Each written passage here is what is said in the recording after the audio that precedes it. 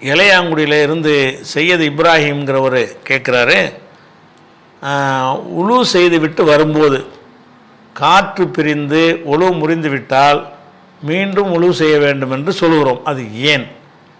நாம் தான் காற்று பிரிந்த இடத்தை கழுவ போகிறது இல்லையே, மீண்டும் என் கழுவிய உறுப்புகளை கழுவ வேண்டும்னு ஒரு லாஜிக்காக கேட்குறாரு. இப்போ காற்று பிரிஞ்சால் உழு செய்யணும். உழு செய்யும் பொழுது அந்த காற்று பிரிஞ்ச இடத்த போய் கழுவுவோமா? கழுவ போகிறது இல்லை. உழு செய்கிற உறுப்புகளில் அந்த இடம் வருதா? வரல. அப்போ காற்று எங்கேயோ பிரியுது, அதுக்கு எங்கேயோ போய் கழுவணும்? காற்று பிரிஞ்சதுக்காக மூஞ்சி எது கழுவணும்னா? காற்று பிரிஞ்சதுக்காக கை எது கழுவணும்? காற்று பிரிஞ்ச இடத்தையும் கழுவணும்னு அந்த உழுவுடைய ஒரு அங்கமாக இருந்துச்சுன்னு சொன்னால் அது ஒரு லாஜிக் இருக்குது.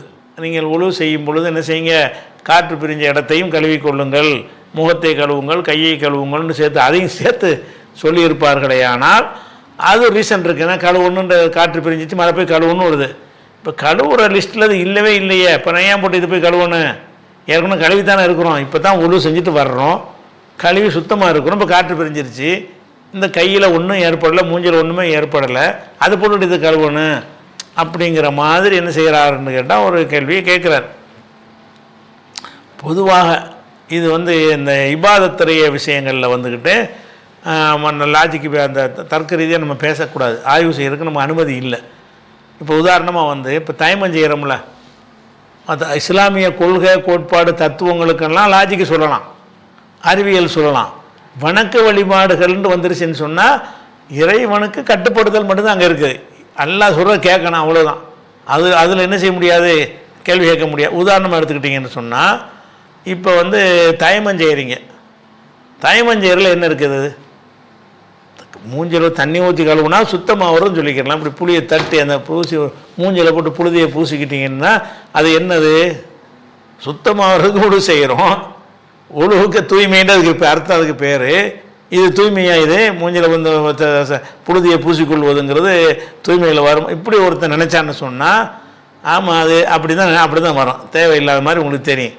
ஆனால் அதை நம்ம எப்படி எடுத்துக்கொள்ளணும்? இறைவன் தண்ணியை தான் பயன்படுத்த சொல்கிறான், அது இல்லைன்னு சொல்லி ஏதாவது ஒரு மாற்று பரிகாரம் செஞ்சால் தான் அந்த செயலை கண்டினியூவாக அவன் செய்வான்.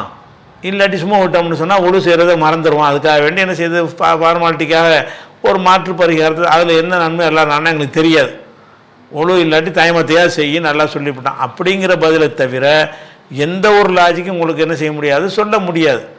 அதே மாதிரி காலை கழுவணும்னு மார்க்கத்தில் இருக்குல்ல, காலை உழு செய்யும்போது காலை கழுவணும். நீங்கள் காலில் கால் உரை சாக்ஸ் போட்டிருந்தீங்கன்னு வைங்க, அப்போ கழுவ தேவையில்லை. காலை அப்படி மேலே இப்படி ஈரக்கையை தொட்டு இப்படி தடவிக்கிட்டால் போதும். கால் உரையோடு நீங்கள் இருந்தீங்கன்னு சொன்னால் அந்த கால் உரைக்கு மேலே என்ன செய்கிறது, மசகு காலை உடம்புலாம் முழுவலாம் செஞ்சிட வேண்டியது. காலை கழுவுற நேரம் வரும்போது மட்டும் என்ன செய்யணும்னு கேட்டால், அப்போ தண்ணியை தொட்டு கால் உரை இருக்குல்ல சாக்ஸு அப்படி மேலே தடவி, கீழே கூட கிடையாது, மேலே தடவிக்கிட்டீங்கன்னா காலை கழுவிட்டின்னு அர்த்தம். அப்படின்னு ஒரு சட்ட மார்க்கத்தில் இருக்குது, காலுறையின் மீது மசகு செய்யுதல். அப்போ காலுறையில் போய் மசகு செஞ்சால் அது என்ன தண்ணி உள்ளே போகுமா, அது கழுவுனது ஆகுமான்னு கேட்டால் ஆகாது. ஏன் அப்படி செய்கிறீங்க? இது வணக்க வழிபாடு. இறைவன் அவன் எஜமான்கிற முறையில் சில கட்டளைகள் அவன் போடுவான். நம்ம அடிமைங்கிற முறையில் எனக்கு புரியுதோ புரியலையோ, இது இபாதத்து விஷயம். வணக்க விஷயத்தில் அவன் விரும்பினவன் செஞ்சுட்டு போகணும். அந்த பதில் தான் இதுக்கு சொல்ல முடியும். நீங்கள் உழவில் நீங்கள் கேட்குற மாதிரி அதே கேள்வி இருக்கிறது, கண்டிப்பாக இருக்கிறது. சரி, அதை விட்டுங்க, அது மட்டும் வராது. இப்போ காற்று பிரியதை பற்றி கேட்குறீங்க, சிறுநீர் கழிக்கிறீங்கல்ல, சிறுநீர் கழித்த பிறகு ஏன் உழு செய்யணும்? உழுவுடைய பகுதியில் சிறுநீருக்கு அந்த உறுப்பை கழுவணும்னு வரலையே, அப்படி கூட கேட்கலாம்.